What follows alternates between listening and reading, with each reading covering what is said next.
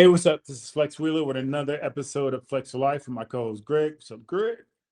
So today we're going to talk about an interesting topic that studies have been doing, where they're saying if you eat a certain amount of protein, that it actually lowers your testosterone, which I think is actually crazy.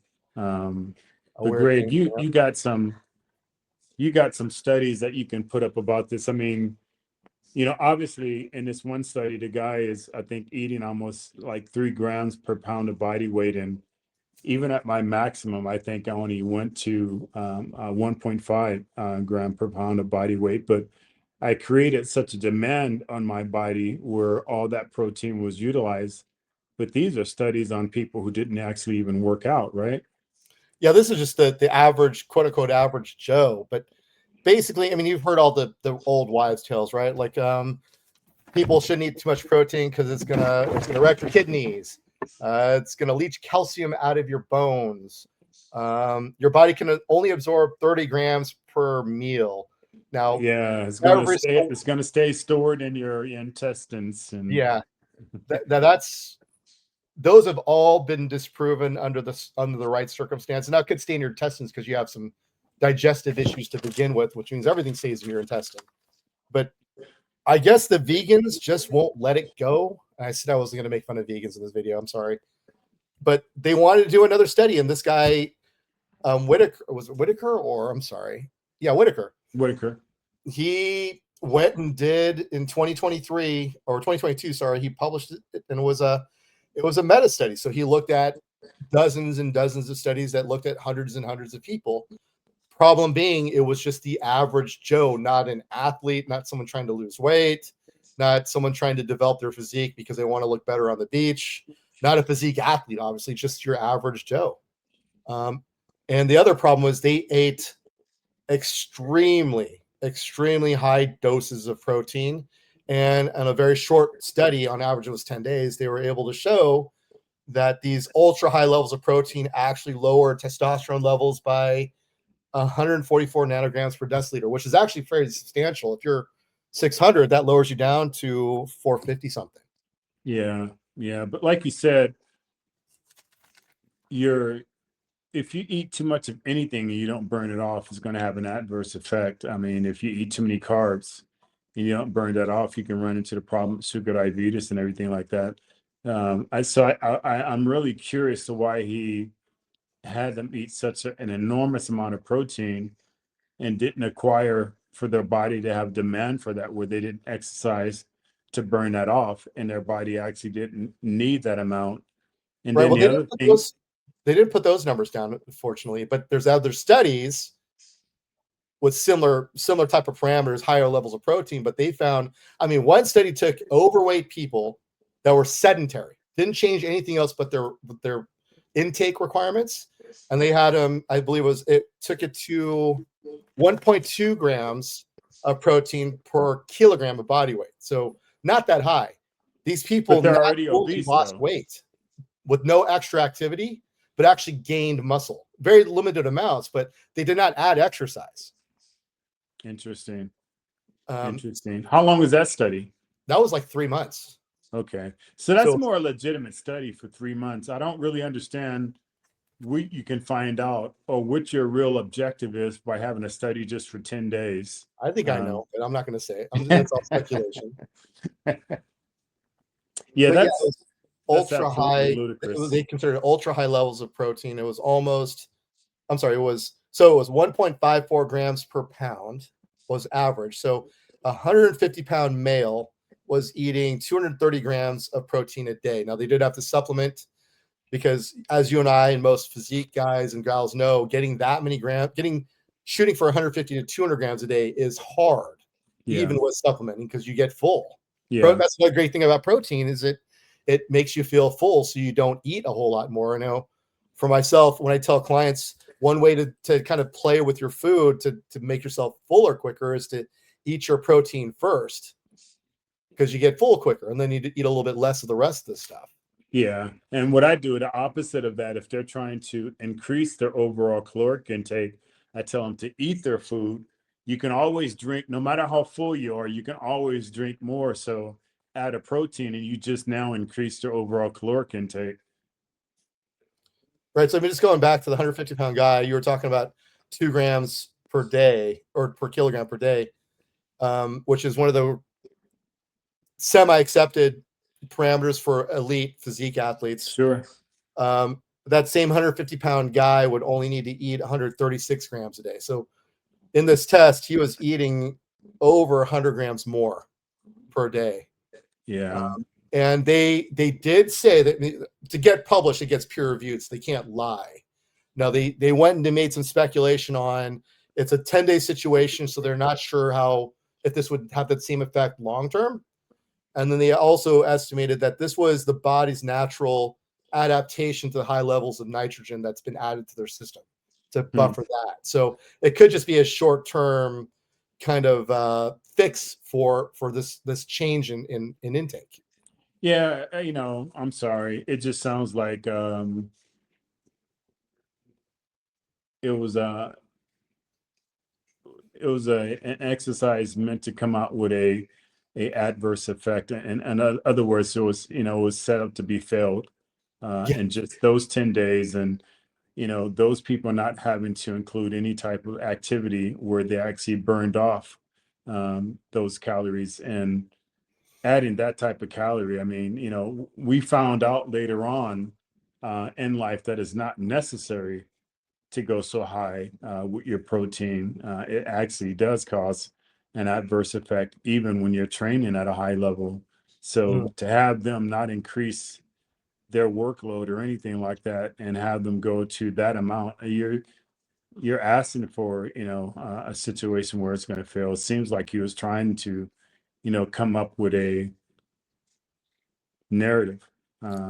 There's an agenda. Yeah, definitely is what I'm No, they getting at. didn't. It was. I looked at the funding for it. It was NIH funded, so who knows there. But they also put in their study that there was no testosterone drop with optimal intake of protein. So that was in that 0.8 grams per kilogram for sedentary individuals and 1.2 to 1.7 grams per kilo for athletic, not athletic, but active training people. Hmm. So I don't know. What are your Sounds like it thoughts? was set up to fail. Do you have a speculation as to why? I do. Well, why don't you share your Well, speculation there, I do Greg? and I don't, because I know that everything else that they've tried to put short of animal cruelty situations with factory farming, no one can really deny there's a messed up situation there. But we're Sure. also trying to feed 8 billion people on the planet. We're 340 million of us in the United States are overfed and over consuming, so we have to make us happy because we have the biggest pocketbooks. But everything else, I mean, like I stated, those other studies where they found that optimal levels of protein intake, even for what would be for athletes and bodybuilders, have nothing but positive effects. And they actually show that it does not, even the cases of sedentary people, it's very difficult for the body to convert that extra protein intake into fat. So it doesn't convert to that either. Yeah. So really, it's only a positive. And I think they showed how many studies have they put out there with utilizing casein protein at night before bed led to increases in muscle growth there as well. And that's not just good for bodybuilders, that's good for anybody who wants to look better. Of Because course, especially for the elder who's losing muscle mass. right. So we've gotten around all that. It doesn't mess up your kidneys, it doesn't leach calcium. You can metabolize more than, I mean, everybody's a little bit different, but you can metabolize more than 30 grams per meal, which I don't know where that one came from to begin with. So maybe they're just looking for that next way to sell your impossible nuggets. Yeah, the sad part about it is anything we're told now, we have to look at what's the ulterior motive, what companies behind this, what they're really trying to do, what's their real objective. The days of just blindly being led is over with. The world is so woke about things like that, and even just the meat wondering if it's actually really artificial meat or not, knowing now that you have companies that are just producing meat, out of chemicals and byproducts. Yeah, it's a double-edged sword. The world is continuing to grow and populations continue to grow. Therefore, they have to increase the production of meat. But at what point do health come back into play with this? And these studies, are they really trying to have an objective that they're trying to point out, or is it more about health? And this one here can't be about health by putting people on that amount of protein and not acquiring them to be active. So it wasn't it a healthy thing? Seems like they had an agenda that they were pushing that they achieved. Right. And they had to go, like I said, ultra high to get that same result. So yeah, it's a weird one. I mean, that it makes sense. I mean, you want to look at testosterone production because that's, part of our business is helping guys with testosterone production issues. Sure. So finding out things that might be adverse to it, I get that part, but I don't. I would almost be willing to guarantee that the people in the study had a hard time on those 10 days of intaking that much protein. I mean, I as an IFBB pro have a hard time making sure I get enough of it every day. And right before bed, downing that last shake is a chore. Yeah, And I'm not getting that many grams, I don't think. it's interesting that they actually had the discipline to achieve that, which makes me wonder, like you said, I mean, increasing my volume, my overall caloric intake from when I was an amateur to a pro took years. It took discomfort. It took my stomach being distended. It took me to the point where I would actually puke smelling my food. Uh, you know, a few times I almost had to go to a hospital. I had my stomach pumped because it was so full. Because you're actually having to stretch the stomach wall to be able to increase that volume of food you put it in. So just to have regular people be that committed to eating that amount, that's wow. That's interesting. All right. That's yeah. As like you said, that's extremely difficult for a professional that has the will, the mind, the desire, and everything. It's still an incredible task for us to achieve that. Now have a person being able to do that just for the sake of a experiment. That's interesting. Just to put this in perspective, I mean, we're talking about it's that person you see on Instagram, or that some of you might know them, that has that bag they take around everywhere that has their food in it. That Yeah. at family parties, when everybody's eating whatever's on the table, they're pulling out Tupperware with chicken in it and some vegetables. So we have trouble doing exactly what these people did as something that we're very passionate about. So yeah, maybe that's the only reason. Maybe that's the reason it only lasted 10 days. You can only handle it. Maybe. Yeah. Some extraordinary people. Wow. I mean, you'd imagine if they took that same mind frame, what couldn't they achieve? Because it becomes a job, like you said. Everywhere we went. Back then we had the 6-pack bags. We took them everywhere. On our flights, we took them. We had extra bag space in that, in carrying water. It's an actual job, and it's on a clock every 3 hours. It would almost take me an hour just to eat my food, and I'm looking up like, God dang, it's time to have to start cooking again. It's literally like that, for somebody who's driven and trying to achieve a goal, to somebody just doing something for a research. Yeah, That's I interesting. remember one of the old documentary videos when they are filming a guy who was getting ready for nationals, and they're filming him doing his meal prep, and he must have been fairly close because he lost. He's like, he literally said, "This is the part that I actually hate," and he's talking about his cooking and preparing. Yeah, But just yeah, that whole preparation that it takes to do that. Yeah, just again to put the perspective, the 150-pound guy at the 230 grams, that is 9 of your typical protein shakes you buy over at the refrigerator at your gym. That's just the protein part. Yeah. Assuming he didn't just drink 9 protein shakes either. He probably had 3 or 4 regular meals and probably had to fit in another 2, 3 or 4 of those shakes. Yeah. Yeah, definitely. Yeah. But I Makes mean, you wonder, like Arsenio Hall used to say, things that make you go, hmm. they had to move the song me out of that. But that's it seems agenda wise to me because I've done so many real videos on protein intake and what the current research is saying about it and how it's actually something for someone trying to lose weight. It's the way to go to up Mhm. that portion of your intake. And the research is showing that it not will only will help with making you look more toned because it helps you both preserve and add muscle, which is what something you want for that look, but it also helps you lose fat, even in Yeah. certain situations of inactivity. So I know, I mean, I know that's one of the first things pretty much every trainer that's worth anything probably discusses with their clients is what their intake is like, and it's usually probably not enough protein. I don't know what do you I don't know what is the average intake of protein in the United States. I don't know, but I know that was just a normal thing.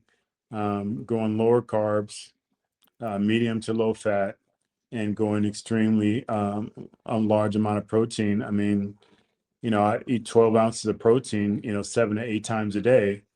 And sometimes it was zero carbs. I did that for months. Mm, And, it, like you said, it helped create muscle mass. With muscle mass actually eats fat and carbohydrates to be able to survive. So it's like you're creating this domino effect, and yeah, and at a certain point, your body actually stops craving the carbohydrates, which can create another, just thermogenics, and you're yeah, burning just more fat. And I remember back then we'd wake up in the middle of the night and we'd take our temperature, and if it was above the normal, we knew that we were in a fat burning stage, and it got to the point where we realized that we were actually burning more fat while we were asleep than the average person during their workday, just because of the way we were able to manipulate our diet and other, small enhancements yeah, that we did. But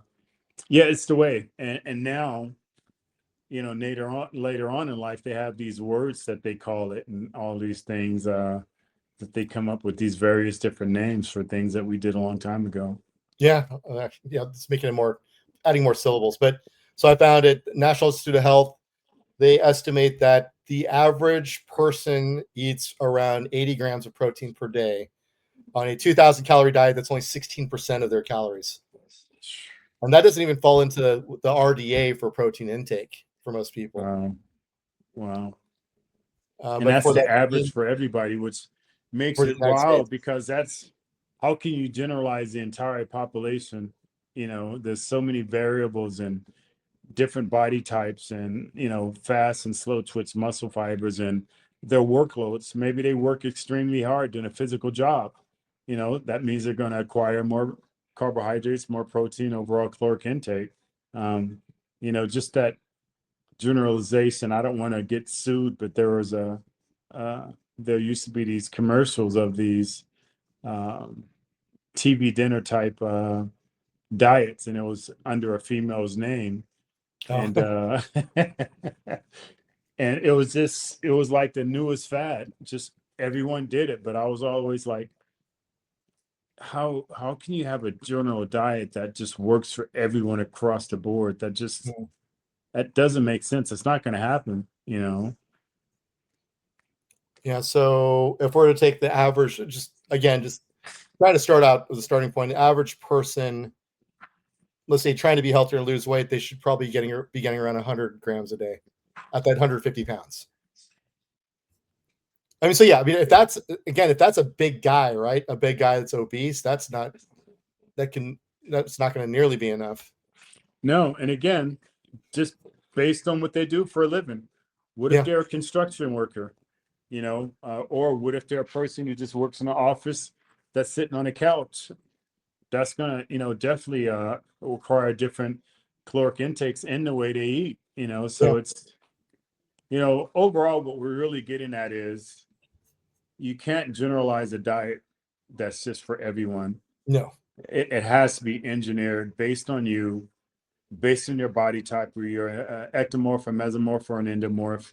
Whether you're fast or slow twitch muscle fibers, whether your body tends to burn carbohydrates better than protein or vice versa, your workload, what you do for a living, your ethnicity, all those things come into play when you really want to dive into the deeper science of what pro athletes go through to come up with these diets. And they're not generally specifically engineered for that individual and what their goal is that they're trying to achieve. Maybe they're trying to create muscle mass. Maybe they're trying to lose weight. Maybe they're trying to do both. All those things come into play. And there's not going to just be one general diet that does it all. Funny enough, there's a really great fitness app you might be seeing in the ticker or the bottom if you go to that website, where they do all that for you. 100%.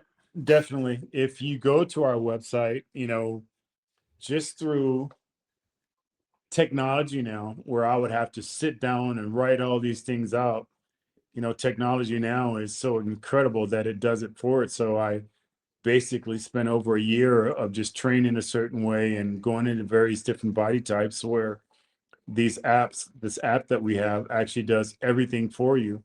Not only that, it creates the diet for you and actually creates a list that you have to go to the store and go grocery shopping. So it does take that thinking process out of it. It's a very, very detailed questionnaire that you have to fill out for it to understand what you're trying to achieve. And it takes all those variables into consideration, even your health problems. It takes those into consideration. So, that is a avenue that you can take if you're just trying to figure out on how to do it, and you just don't have the means, or you don't have the amount of money to be able to pay a professional in doing that.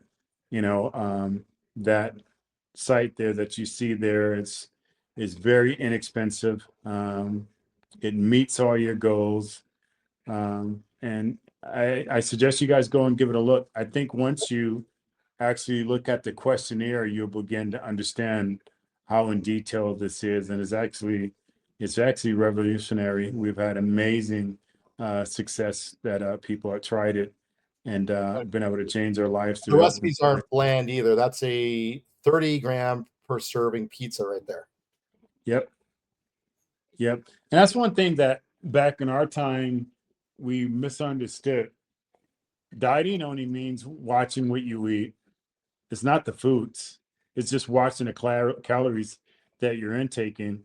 So if you eat a certain food and you take that into average and understand you can't eat that anymore for the rest of the day, and you met your caloric intake, there you have it. But it's not just bland, regular undesirable food. Is very, and you're making it with all the seasons and Yep. spices and sodium and everything. It's not taking anything out based on, what you're trying to achieve. So go over, have a look. Yeah, I know Flex wouldn't like this one because it's got salmon in it, but this is a cauliflower wrap with smoked salmon and pearled barley. So I mean, it's again not boring recipes. Now, the one thing you didn't go over that's really cool about it, let's say if you find one meal that you really like, you'd rather just have that Monday through Friday for lunch, you could scroll in the shopping app to make sure you get enough. It gives you the right amount of each item to buy on the menu list or the recipe list to make that item for 5 servings, right with your serving sizes in need. Yeah. And it's not just dieting. Also, it goes into detail of training. It takes in account whether what equipment you have in your gym. And if you don't have a gym membership, the furniture that you might have at home, just to be able to help you get in shape. So, hey, listen, don't take my word for it. Go over to www.flexwheelernation.com and have a look for yourselves. I guarantee you the bang for the buck that you get will absolutely change your perspective and change your life through health and fitness. And it won't mess up your testosterone. Don't even worry. Gosh. Jeez. So I guess we can close this with we're kind of poo-pooing this study at this point. Yeah. Yeah, I think it was just meant to set up to be a failure and to come out with an objective. They set up the criteria to come out with a objective, and again, in 10 days, I mean, your body's barely getting into rhythm. You know, you're taking Yeah. people who don't eat a certain way, and in 10 days, their body's barely getting into that. So there you have it. Another episode of Flex for Life. My co-host Greg, please again, like, share, follow, click the notification bell, send it to your friends. It definitely helps out with our algorithm. And again, if you have any suggestions that you'd like topics for us to talk about or special guests for us to have on, send that over to us and we'll have a look, and we'll definitely try to do our best to meet those requests. Thank you again. Until next time, we're out.